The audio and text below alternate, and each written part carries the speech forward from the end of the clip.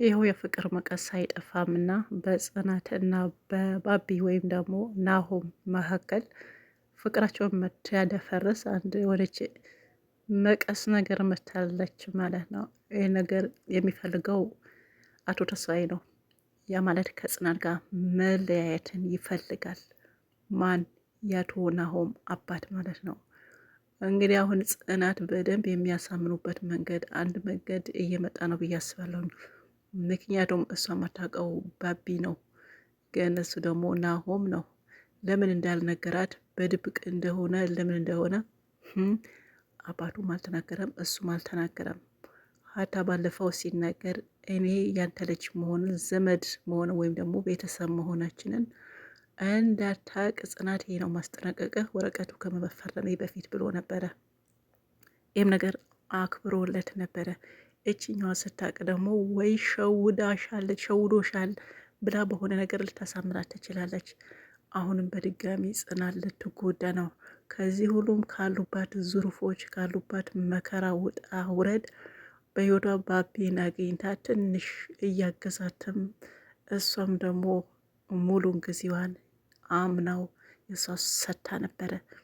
ያው እሱም እየወደዳት ምክንያቱም ያለባትን ችግር ከመጀመሪያው ከትዝታ ጀምራ ሁሉም ነገር ስለነገረችው ያው ተረድቷት ከእሷ ጋር በሁሉም ነገር ካጠገቧ ነበረ። ነገር ግን አሁን በመጨረሻም እቺ የሆነች ውስውስ የሆነች መታለት ወሰወሳቸው ነው። ዛሬ ስራ አርፍዳ ገብታ ነበር። አባቱም አስጠነቀቃት። ከዚህ በኋላ ሰራተኛ ከመግባታቸው በፊት ገብተሽ አጥተሽ ነው የምትጠብቂያቸው፣ ምንም አይነት ወሬ አልፈልግም ብሏታል። እሷም ደግሞ የምታረፍድበት ምክንያት ተናገረች። እንደምታውቀው አባቴ ስለታመመ የእሱን ቁርስ ሰርቼ አብልቼ እንዲሁም ደግሞ መድኃኒቱን ሰጥቼ ለዛ ነው የረፈደብኝ ብትለውም እኔን አይመለከተኝም፣ እሱ አባትሽ መርዳት ባለበው ረድቻለሁ፣ ስለዚህ ስራ ባልሽ ጉዳይ አይመለከተኝም፣ በጊዜው መምጣት አለብሽ ብሏታል። ይህ ደግሞ ከአዲስ ዋጋን ከአቶ ተስፋዬ ጋር ተነጋግሯል። ምክንያቱም ሰራተኛ ነች እና በጊዜው መገኘት አለባት። ሌላው ደግሞ ከሱ ጋር ከባቢ ጋር የመለያየትን እቅድ አምጥቷል። እንዴት አድርገው እንደሚለያዩ ግራ ገብቷቸዋል። ጽናትም ደግሞ እንደምንም ብላ ያገኘችውን ስራ መተው አትፈልግም። አባቷም እስካሁን አልተሻለውም። ባለው ሁኔታ ከቀጠለ ከባድ ነው በሷ። ስለዚህ ሁሉም ነገር እሺ ብላ ያኔ ውስጧ ቢሰበርም ተቀብላለች። አዲሷ ደግሞ ደውላ ና ምሳ ከኔ ጋ ነው አለችው። እሱም ደግሞ እኔ ግን ሌላ ነገር ጠራችሁ ነው መሰለኝ ቢሮ ከሄደ በኋላ። እኔ የሚለው ቢሮ ምንም ነገር የለውም እንዴ? ዝም ብላችሁ ነው ቁጭ ያላችሁ እንዴ? ነገሩ እንዴት ነው? ምንድን ነው? ለምንድን ነው ጠራሽ ሲላት ደግሞ አይ ምሳ አብረን ልንበላ ፈልጌ ነው አለች። ጭራሽ ለማናደድ እሷ ፊት ደውሎ ጽናትን ምሳ አይበላም ዛሬ አላት። እሷ ደግሞ ስልክ ሲያወሩ ስለሰማች አንተማ ልትበላ ተደውሎልሃል ተጠርተሃል አለችው። ከዛ መጣሁ ብሎ ሄደ። ሲሄድ ደግሞ እኔ ከጽናት ጋር ነው ከፍቅረኛ ጋር ነው የምበላው አላት። አዲስ ተናደጀች። ንድድ ነው አለች። እንደ ምን ላድርግ የሆነ ነገር ጨምርበት ማለት ነው። መጨረሻ አካባቢ ጽናት እያጸዳች ነበረ። ሄዶ አልጨረስሽም ብሎ አቅፎ ሳማት። ያ ደግሞ መጣች። ጽናት ፍቅረኛ አይነች ልድገምልሽ ምን አመጣሽ አላት። ምን ትበል ተናዳ ምን መላለችም። ከዚህ በኋላ እንዴት አድርጋ ሁለቱን ለመለያየት ግራ ገብቷታል። በእርግጠኝነች ጽናትን ባቢን ካወጣች በአሁኑ ሰዓት ትጎዳለች። ይህን ተንኮለኛ ሰውዬናች ሴትዮዋ ካሉ ያው ለመለያየት ብዙ ነገር ሞክራል። ምክንያቱም የድሮ ፍቅረኛ ከዚህ በኋላ አታስፈልገኝም፣ ብዙ ጎትሽኛል፣ እኔም ተጎድቻለሁ፣ ያለፈው አለፈና ይቅር ተባብለናል፣ ስለዚህ የአሁኑ ነው መቀጠል፣ እኔ ደግሞ አተፈልጊ አይደለም መጣሁት ስራው ነው ብላ ልትማስተባበል ሞክራ ነበረ፣ ግን አልሆነም። ባቢ ግን አቋሙ ካልቀየረ በጣም አሪፍ፣ በዚሁ ቀጥል። ሁለቱም የተጎዱ ሰዎች ተገናኝተዋል ማለት ነው። ሌላ ደግሞ የጽኑን አባት ጽኑና ባቢ ያው እንደሚወደዱ ምንና ምን እንደሆኑ ያው የአራድዬ ልጅ ነኝ አውቃለሁ፣ እንዴት ነው ተዋወቃችሁ፣ ምንስ ላይ ናችሁ የሚል ጽናት ጥያቄ ይቀርቦላታል። እሷም ደግሞ እየተሽኮረመመች እኔ እወደዋለሁ ከሱ ጋር ሲሆን ልዩ ስሜት አለኝ፣ ደስተኛ ሆናለሁ አለች። እንግዲህ ዛሬ ይፈረም አባት ልጁ ጋር አይ ደስ ይላል አለ።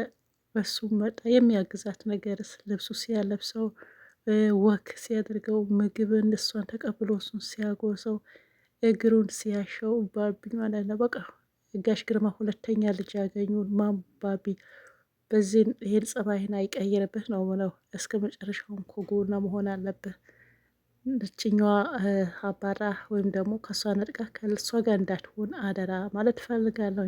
የባቢውን አባት በጣም ወደው የጽናት አባት ተወድሃል በቃ በጥቅሉ ማለት ነው።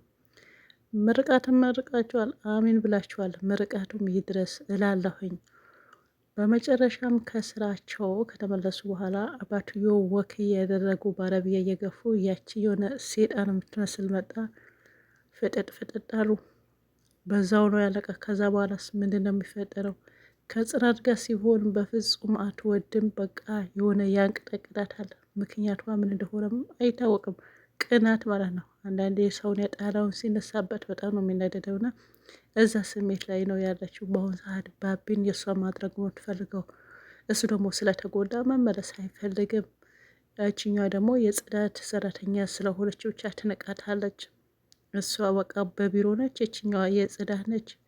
ድርጅቱ ራሱ የእነሱ መሆኑን አታውቅም መሰለኝ መጀመሪያው ማለት ነው። በማን ድርጅት ተቀጥራ እንደምትሰራ ይህን ቀን አልፎ ነገ ደግሞ ጽናትን በዛን ቢሮ ቁጭ ብላችኛዋ ስታጸዳ የምናይበት ቀን ቅርብ ያደርገልን። ይሄ ደግሞ አይቀርም፣ ምናልባት ጊዜ ይወስዳል እንጂ በቅርብ ይሆናል ማለት ነው። ሌላው ደግሞ በጣም ሌላው ደግሞ ማለት ነው የዚህ የባቢን አባት ማለት ነው። ምን ነው እንደዚህ በስተርጅና የወሬ እንትን አለባቸው ሰው ሁለቱን ለመለያየት ልጃቸው ላይ ልጁ እንደተጎዳ ያውቃሉ። ያው እሷም ተረድታለች፣ ይቅርታን ብላለች ብለው ለማግባባት የሚሞክሩት ነገርስ ከጽናትስ ለመለያየቱ ለምን ፈለጉት? ፈርተው ነው? በእርግጥም ያሰራል። መጨረሻ አካባቢ ይሄን ድርጅት እንዳይወሰድበት ነው። ጽናትስ ትችለው ይሆናል ወይ? ናሆም መሆኑን ስታውቅ እሷ የምትፈልገው ናሆም ተስፋዬ ነበረ። አሁን አባትና ልጅ መሆኑን እንደው ዛሬ ራሱ ድርጅቱ የአባት አስመሰልከው ስትለው ቢሆን ጥሩ ነበረ። ምን ሲሆን ነበር ወይ ሳልስራም የሚለው ትንሽ ጠቀስ አድርጋለት ነበረ። እንግዲህ ነገን ይሄን ድርጅት እንደው እኔ እንደው ተስፋ አለኝ በሆነ በወረቀት ብቻ በሆነ ምክንያት አድርጎ ጽናት እንደሚመለስ። ሁለቱ ደግሞ ከተለያየው ናሆም መሆኑን ስታቅ ጽናት ከሸሸችው ፈርቻለሁ ማለት ነው። እንዳይለያዩ የምን በጣም ነው ፈራሁት። መጨረሻቸው እንደው በዚሁ እየቀጥሉ ደስ ይለኛል። ሰላማችሁ ብዛ። ባይ ባይ።